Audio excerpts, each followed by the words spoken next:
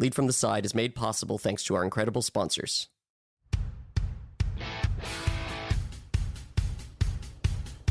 Hi, I'm Spencer Casimir, and this is Lead from the Side. Back in March, I had the opportunity to sit down with Roy Masters and Frank Ponissi.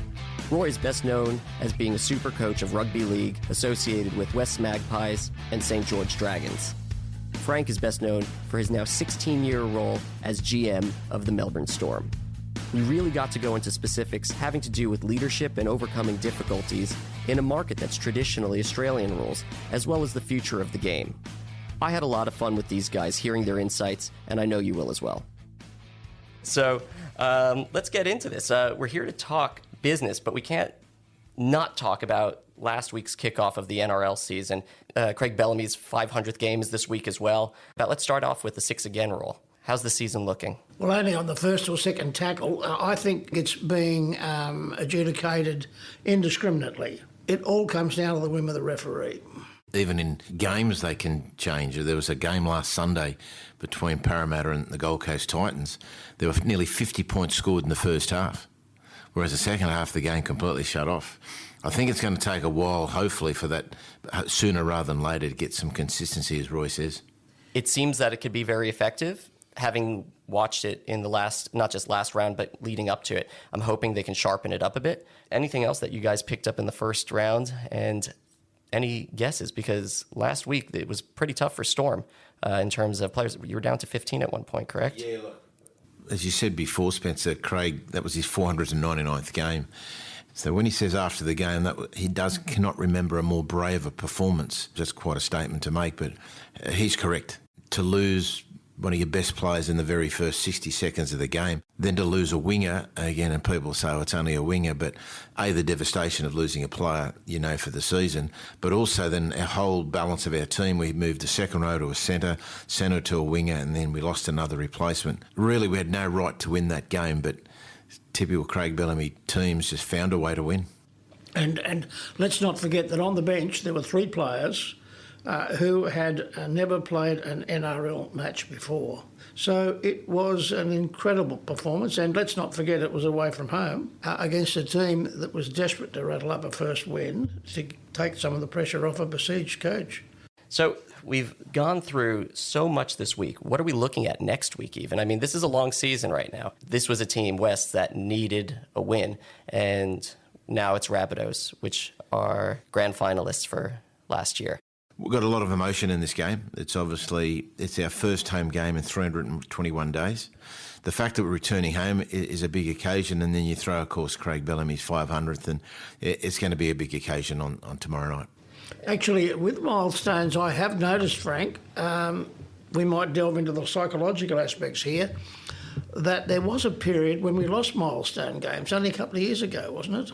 It's been a cycle, actually, Roy. It's a fair point you make. We used to nearly be unbeatable on milestone occasions. The whole emotion, Roy's probably best to answer this. I mean, it's another topic in itself, is how far you take your players to that emotional edge, because there is an edge. There's no doubt about it. We were victims and recipients last year of the Penrith Panthers. I mean, they had bottled up that revenge from 12 months earlier. And I've never seen them play so inspired. And it was personal. They were a team that were after redemption. And I actually I thought South were going to beat him in the grand final the week after. And they nearly were beaten. I suppose if they had Latrell Mitchell, they just lacked that X factor, South. But yeah, they certainly beat us on emotion last year. There's no doubt about that. And that is a huge, huge aspect. Thinking more holistically about the game's growth, rugby league's growth as a whole, this is broad brush, it's not everywhere, but there feels to be this, we still have to not be rugby union. And my feeling is that's hurting our growth. You're talking about the international growth of the game? Yeah, international. I'm not too sure. Look, obviously, I think that we've got to remember rugby league has always been strong in the north of England and east coast of Australia, and that's the traditions, and we'll never change that. I think the game is still very strong in this parts of the world. I'm a little bit concerned in England where the game is, and I think that's I hear that it's picking up again in France, which is a good sign. But I think realistically, to me, you've got to make sure that our base here is as strong as possible. One problem I see coming is the World Cup after this one, which would therefore be 2026. We have teams from Fiji, Samoa, Tonga playing, but do you realise that in that particular year, 2026, not one of those players in those three teams, Tonga, Samoa, Fiji, will have been born in those countries. They will have all been born in Australia. So there is debate going on right now, I think globally in sport, as to what is an authentic relationship to a nation and what's best for the growth of the game. We're in the business of winning games, but growing the sport too. They are two separate hats. Well, again, using on Roy's point there about where players are born, now Rugby Union fly their World Cup flag quite proudly, and it's a big event. You go through all the rugby nations, I don't think of any team that has got all their players that are born in that country. But it's a good business point, because to grow the game internationally, do you take the American football approach where you promote the game, have the NFL heavily around so people want to watch the NFL, and then that might attract them to potentially playing in our game? Do we promote the NRL competition, get it on TV around the world as much as we can, which then may refer more kids playing, or do you start from the bottom up? It's an interesting question.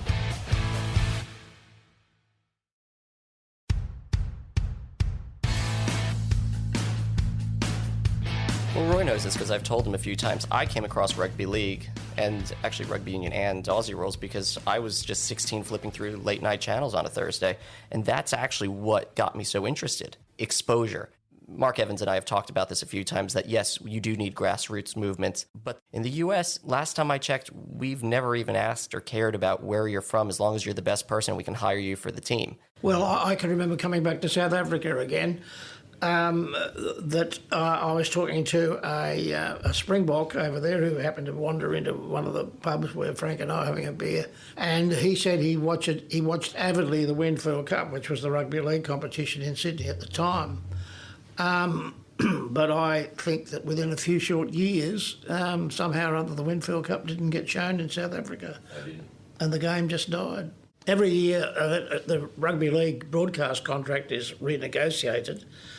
News Corp, based in the United States, make these grandiose promises to promote the game in the United States, and it rarely ever happens. I do remember the same time last year. They were putting AFL games ahead of the NRL games, and yet the rights were held by Fox. So I want to get more into now about you guys and your careers. I want to talk about two things. One, coming back from the salary cap and still being the winningest team in the modern era. And Roy, for you, you've already picked yours. Just reflect a bit on what's gone on since you've experienced them and how that would be dealt with today as well. Frank, the floor is yours. Well, yeah, the 2010 salary cap obviously was professionally the greatest challenge that I've been involved in, and certainly this club has. It's what got us through was what happened beforehand. The club was built on very, very strong foundations, built on hard work, a real obsession to be better every year, every week, every game.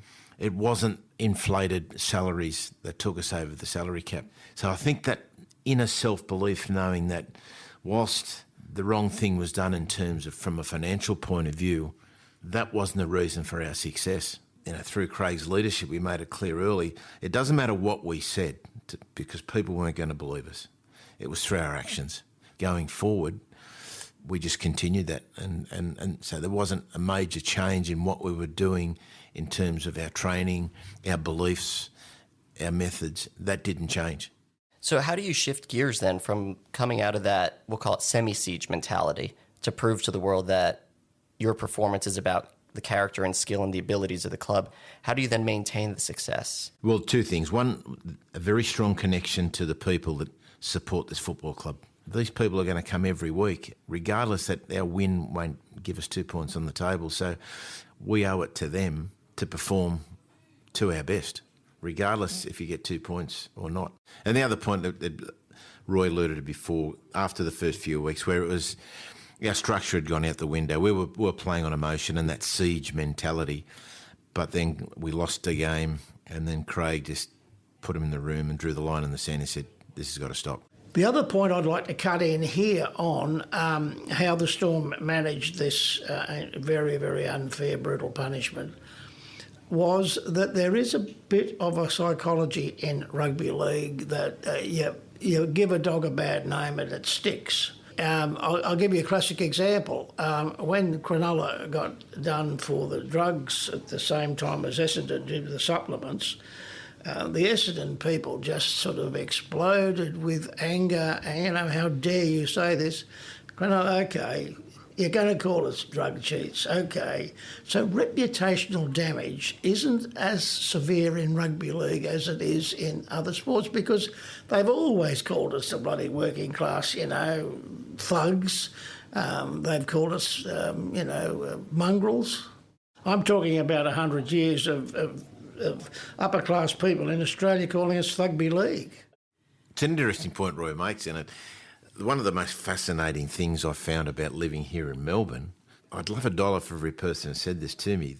I don't really like rugby league, I don't like NRL, but I love the Melbourne Storm. And you're thinking, well, that just doesn't make sense. Yeah, so there is, Roy's right, there is definitely that stigma about rugby league.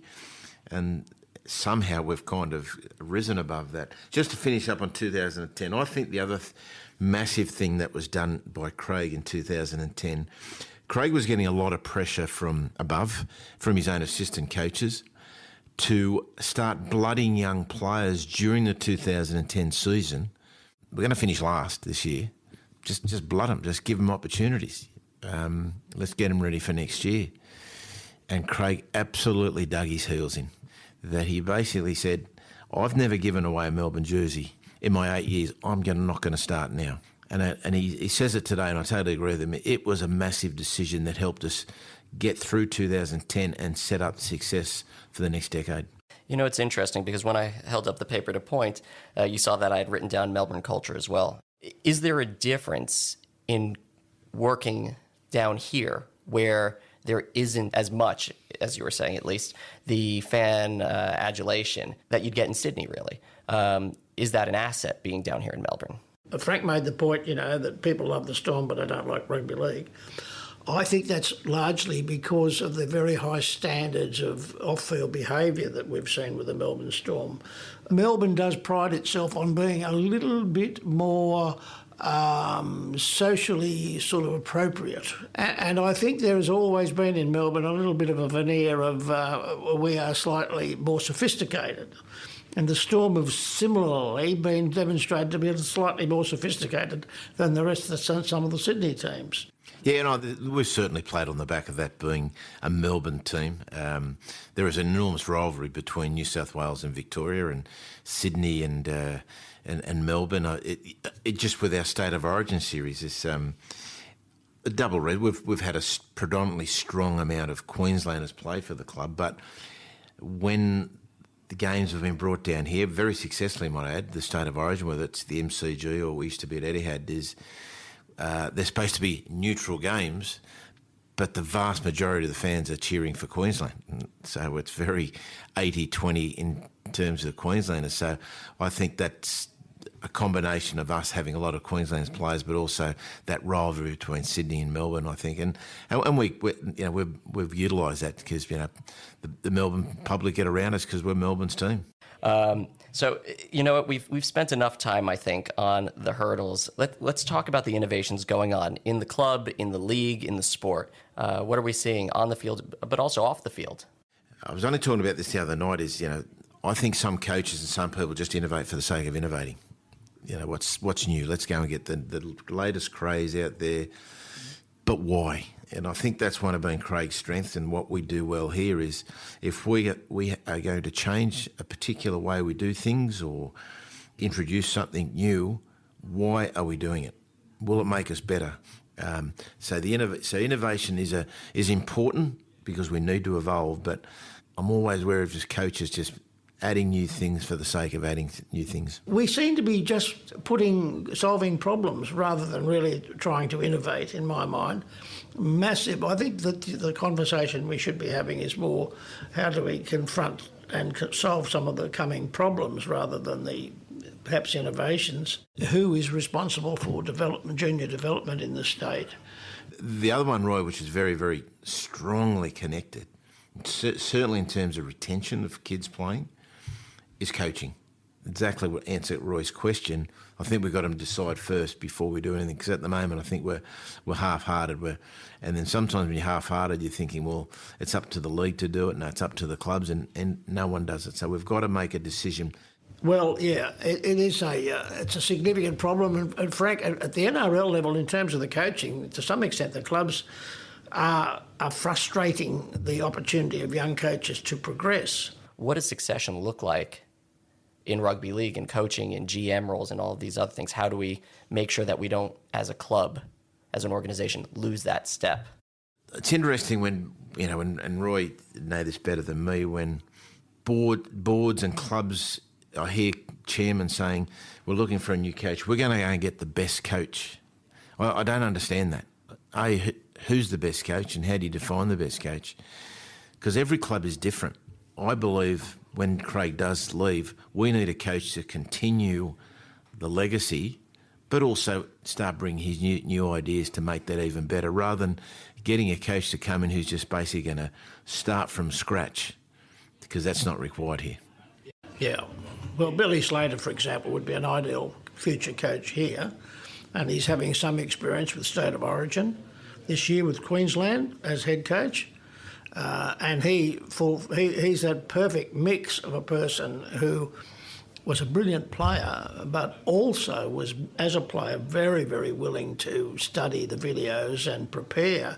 Some of the great instinctive players of our 100 years just made failures as coaches because they wouldn't put the effort into the preparation. They just considered that players, why can't you do what I used to do? I think one thing we've done well over the years, it's been by design, not by accident.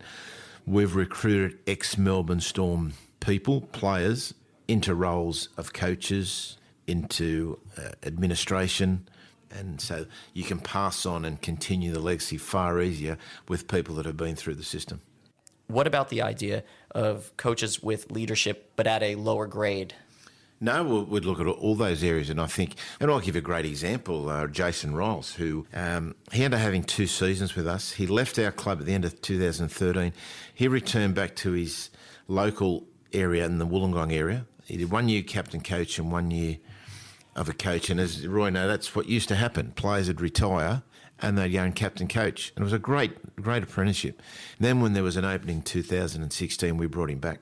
So also too, that model that Frank described also was very beneficial to the country teams, to the bush teams. But now, of course, as soon as an NRL player retires, he joins the media. He doesn't go and play in the bush, or very rarely does so.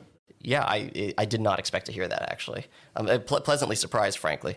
I guess the last thing that we can touch on is if either you have any good business advice, if you wish you had it sooner, what would it be? I'd probably have to go back to the siege mentality that it took me too late to realise that it only works for a certain period of time, and that you've got to be positive. And I remember passing that on to other coaches, but that was a piece of advice that was probably dawned on me a little late, too late. How about you, Frank? We talk about X and O's in sport, and business would be the same, I'd imagine. It's not about the X and O's. It's about getting the best out of your people. And there's different ways of getting the best out of your people because your people are different, but I think that would be the best advice that I've ever been given anyway. Well said. Thanks for listening today. Lead from the Side is made in partnership with Ample, and thanks to our sponsors. More information about the show and our guests can be found in the show notes. You can follow the show on Twitter or LinkedIn at Lead from the Side, or myself on Twitter or LinkedIn at BallsOutPhD. If you want to contribute to the show, send us an email at leadfromtheside@gmail.com. We look forward to hearing from you. See you next time, and remember to lead from the side.